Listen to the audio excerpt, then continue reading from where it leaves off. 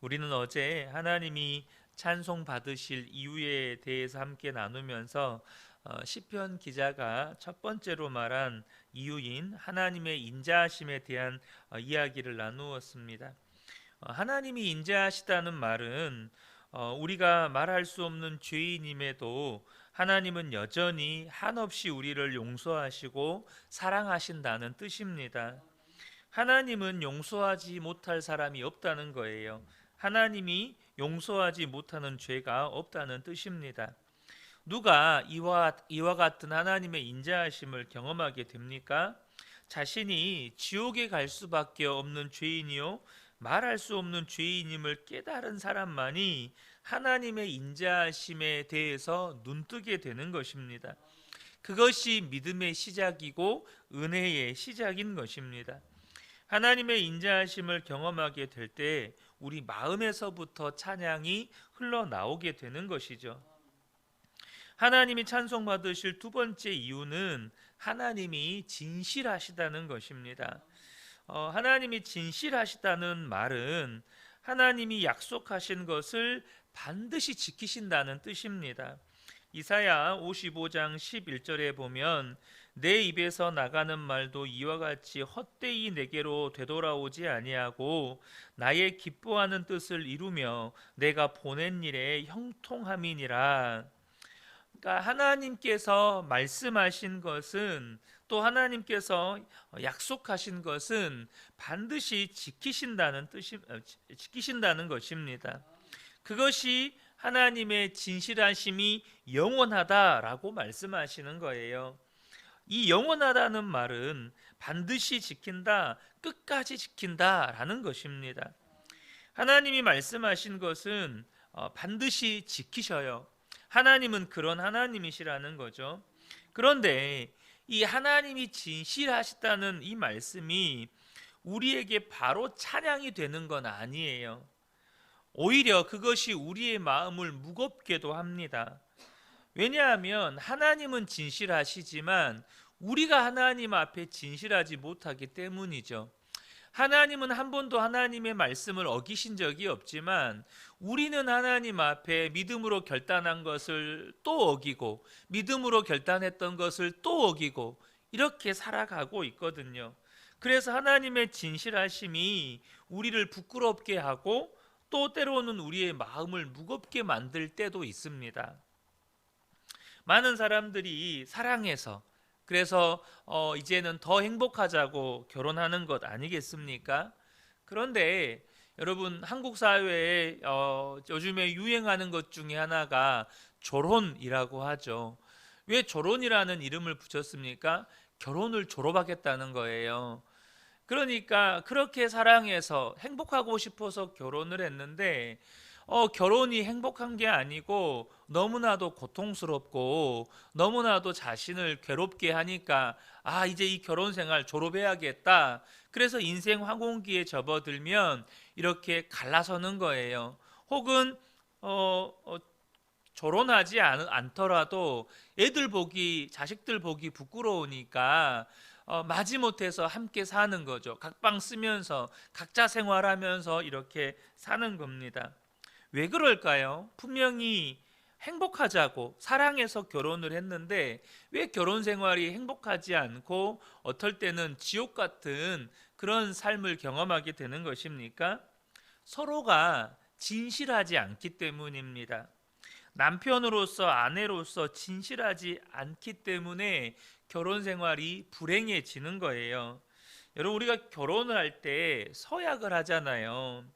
우리 평생에 그렇게 많은 사람들을 모아놓고 약속을 한 경우가 없어요. 여러분 그러잖아요. 누구하고 약속을 하면 개인 대 개인으로 그냥 단둘이 약속을 하는 경우가 대부분이거나 혹은 자식들을 모아놓고 내가 이렇게 할게 뭐 이런 경우가 대부분이지.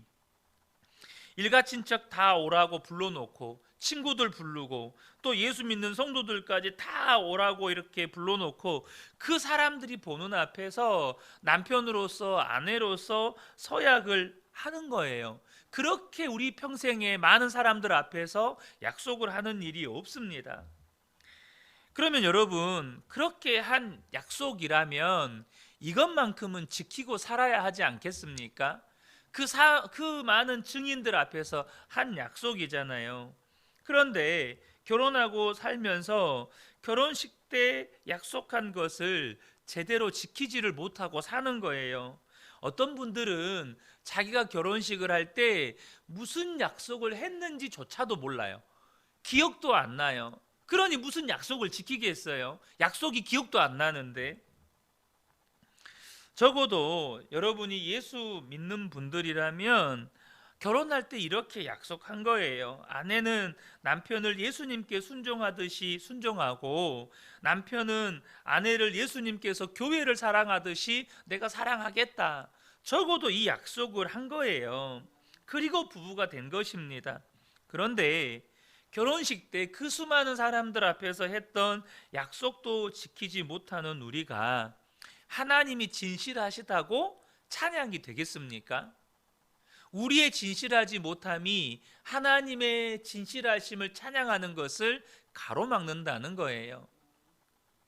그런데 우리가 진실하지 못한 사람이지만 하나님의 진실하심으로 인하여서 찬양하게 되는 역사가 있다는 겁니다. 하나님이 진실하시다고 하는 그 말씀은 우리에게도 매우 중요한 것을 시사해 주고 있어요. 하나님이 진실하시다는 것이 무슨 뜻이라고 말씀을 드렸습니까? 하나님이 약속하신 것은 반드시 지킨다, 끝까지 지킨다라는 뜻이라고 말씀을 드렸죠. 그래서 하나님이 진실하시기에 하나님은 우리도 진실하고 거룩하게 만들어 주신다는 거예요. 하나님께서 우리를 진실하고 거룩하게 만들어 주시겠다고 약속하셨기 때문입니다.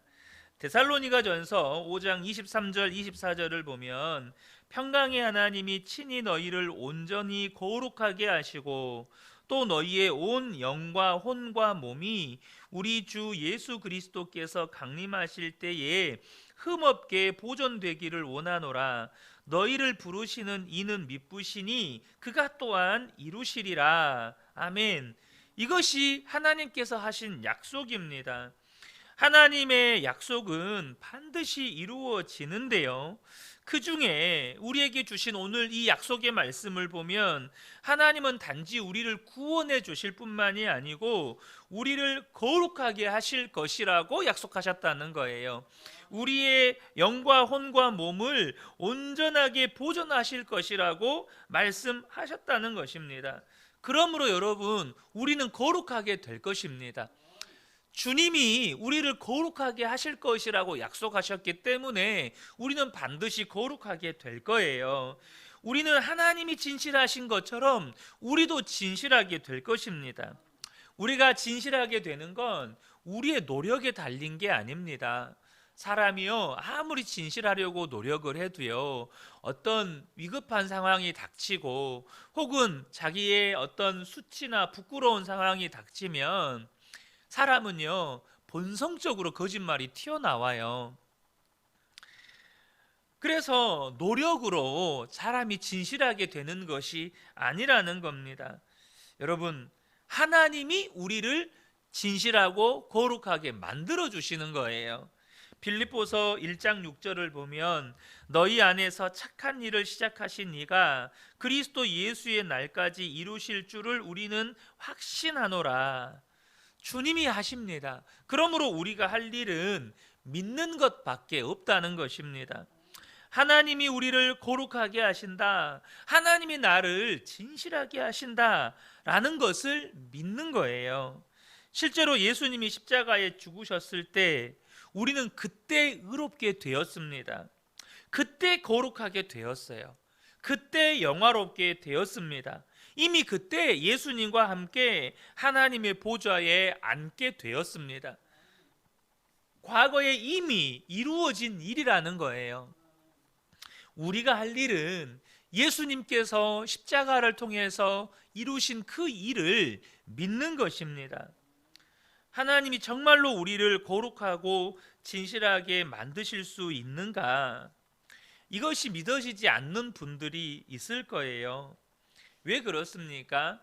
내 경험을 통해서 나 자신을 비추어 보건대 나는 진실하지 못할 때가 많거든요. 나는 거룩하지 못할 때가 많아요. 그러다 보니까 이 말씀이 안 믿어지는 거죠. 여러분 기억하십시오. 믿음은 나의 경험을 믿는 게 아니에요. 믿음은 하나님을 믿는 겁니다. 특별히 하나님이 말씀하신 것을 그대로 이루시리라는 것을 믿는 거예요. 그래서 여러분, 저와 여러분이 이 시간에 꼭 기억하셔야 될 것은 나의 경험을 믿으시면 안 돼요.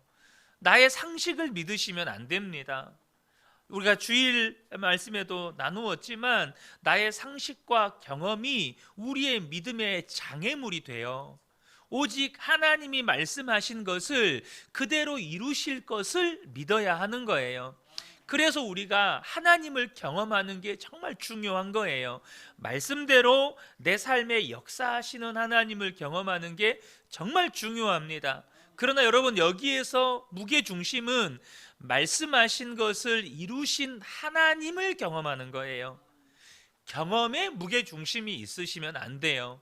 또 경험이 하나의 법칙 내지는 하나의 틀이 되어가지고 하나님은 언제나 이렇게 역사하시지, 또 이렇게 되어버리면 이것이 또 나의 믿음을 제한하게 되는 거예요. 여러분, 중요한 것은 믿어지지 않는 분들이 많다는 거죠.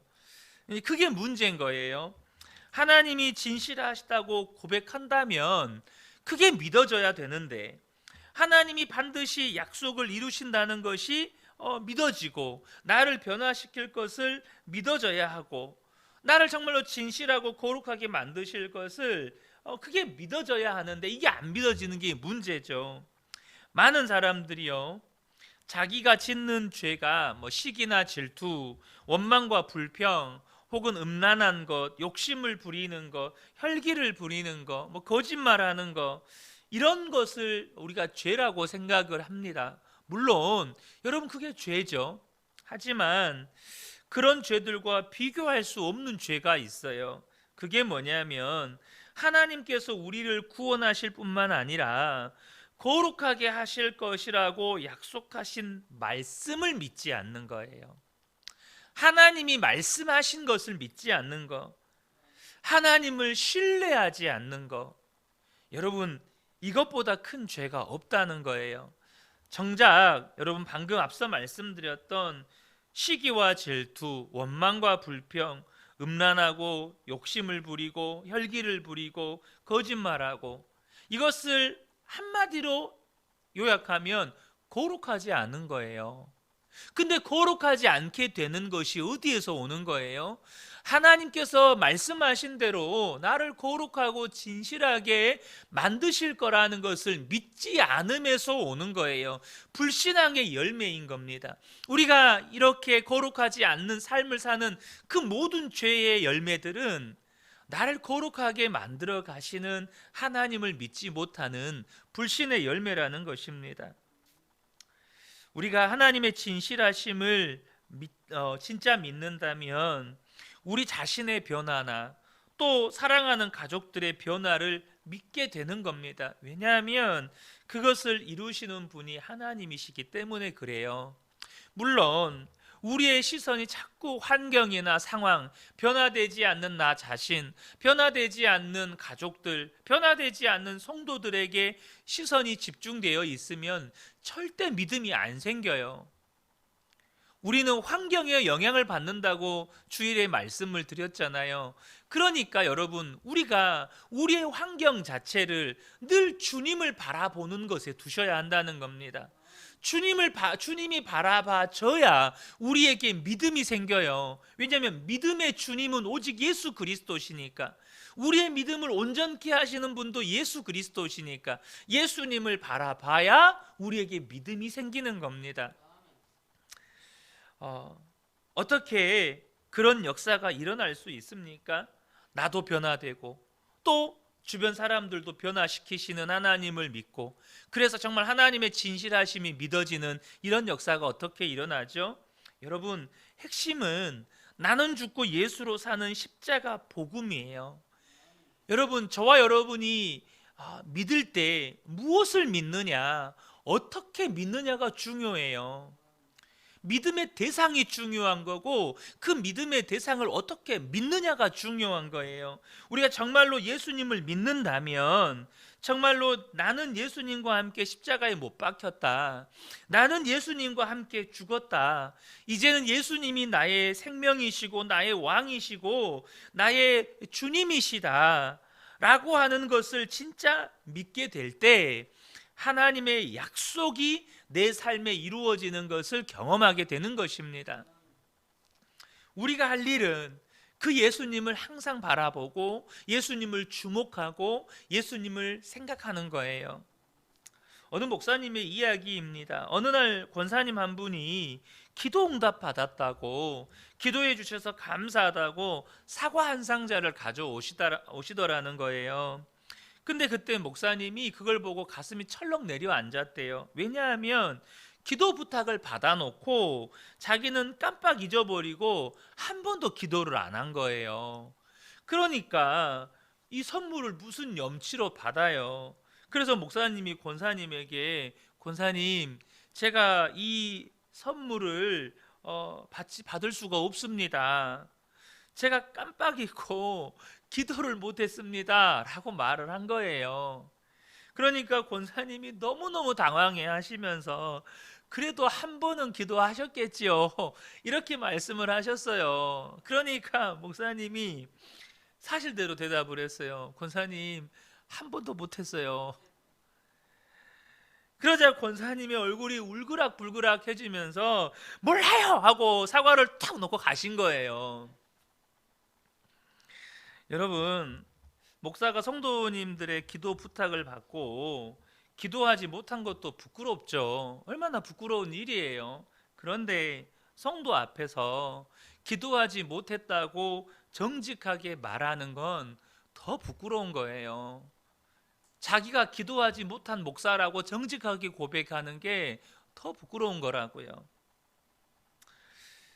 사실 여러분, 그렇게 왔을 때 그냥 우리가 예의상 아이고 잘 되셨네요, 제가 감사히 먹겠습니다, 또 더 기도하겠습니다, 이렇게 하고 넘어갈 수도 있잖아요. 그러면 내가 기도하지 않는 걸 누가 알아요? 근데 주님은 아시잖아요. 야, 너 기도 안 했잖아. 주님은 아시잖아요.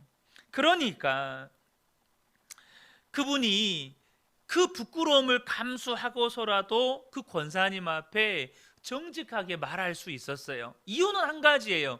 주님 바라보고 사니까, 주님을 늘 의식하고 사니까, 주님과 동행하고 사니까 그냥 덮고 넘어갈 수 있는 거, 그냥 눈 한번 딱 감고 그냥 말하지 않아도, 그냥 말하지 않고 아이고 잘 됐네요, 제가 더 기도하겠습니다, 이렇게 하고 넘어가면 누구도 모르잖아요, 내가 기도하지 않은 거. 근데 주님은 아신다는 거예요.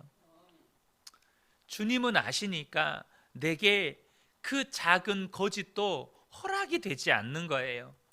주님이 나와 함께 계시니 내게 작은 죄악도 허락이 되지 않는 거죠.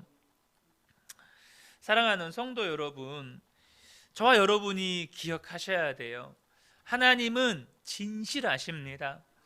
반드시 하나님이 약속하신 걸 지키셔요. 끝까지 지키십니다. 그런데요, 내가 진실하지 않으면 하나님의 진실하심이 찬양의 이유가 되는 게 아니라 나를 더욱더 무겁게 만들고 내 마음을 억누르게 만들어요. 하나님이 진실하시다는 것이 나에게도 찬양의 제목이 되고 내 속에서부터 나오는 찬양이 되려면 내가 진실해져야 돼요. 그 방법은 다른 거 없어요. 하나님을 믿는 거예요. 하나님이 약속하셨기 때문에 나를 거룩하게 하실 것이고 진실하게 하실 것이라고 믿는 거예요. 그런데 그 믿음은 나는 죽고 예수로 사는 그 믿음에서 나오는 거예요.